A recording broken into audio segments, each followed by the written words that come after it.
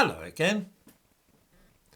One of the things which anybody in Britain must have noticed is that racism is now the automatic answer whenever anything out of the ordinary appears in society. More black people in prison than their proportion in the community would suggest should be the case. Must be racism in the judicial system. Ethnic minorities don't keep as many cats and dogs as white people. Racism. Why don't we see black people in the swimming pool as often as white people? Institutional racism. Why don't black people and Asians climb mountains as frequently as white people? Clear case of racism there. I mentioned yesterday that the Cats Protection League are hiring an equalities, diversity and inclusion specialist to tackle the problem of the lack of cat ownership among Africans and Caribbeans in Britain, which it is suspected is due to racism. The diversity business has turned into the fastest growth industry in Britain, and it is in nobody's interest to stop hunting for racism anytime soon.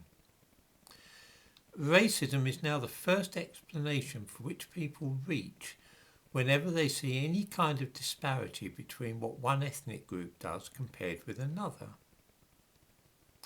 In the Middle Ages, anything which could not be explained or wasn't easily understood could be accounted for by saying that God did it.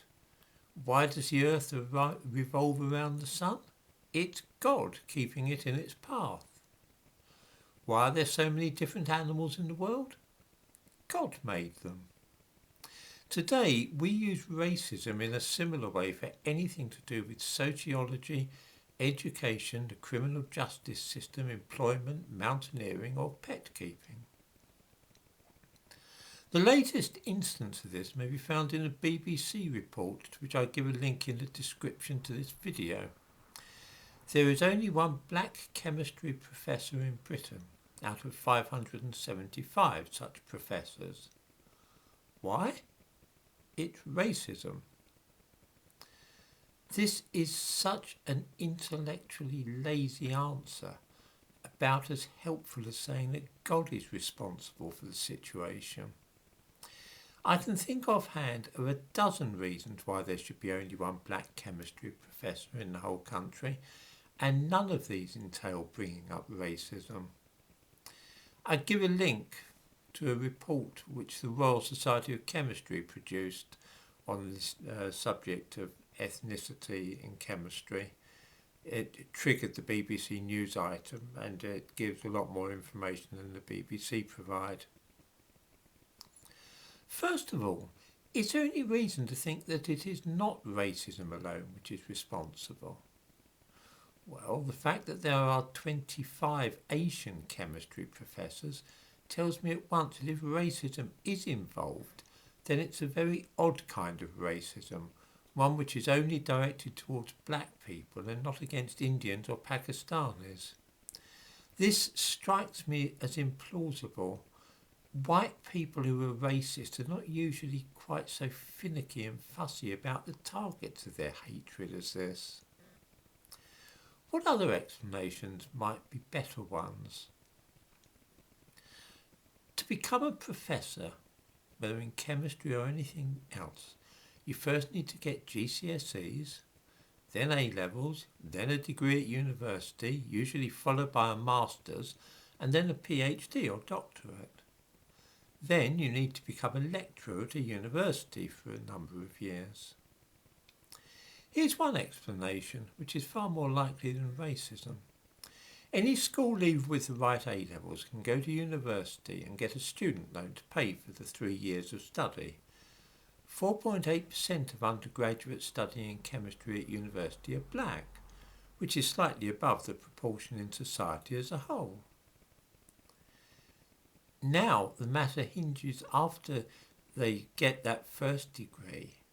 Everything hinges almost entirely upon class and parental income, because the next stage is to do a master's and then a PhD. There is hardly any funding available for this and no loans at all. You can't get a student loan to do your master's or a PhD. There are a few bursaries and scholarships, but they're very few and far between. Most students at this stage are supported financially by their parents for a few years of study. Parents will actually finance the student while he spends 3 years doing a PhD. This at once explains why white students dominate this part of the process, because there are far more well-to-do middle-class white families in Britain than there are black ones.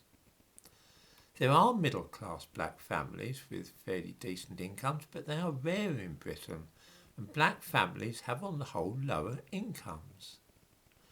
This is why so few black students end up studying for PhDs in any subject, including chemistry. Even if you gain a doctorate, the competition for academic posts is ferocious and they're very low paid. More black people than white are likely to wish to get jobs in industry as chemists, where the pay is good, rather than take up academic positions. That's one explanation which covers everything with only social class and income as factors. We could do the same thing with intelligence if we wished, or upbringing, role models, many other things. I have no idea which, if any, is the correct explanation, or whether it's a combination of things. But what I am confident about is that racism is not the overarching explanation for either this or other things which we observe in British society.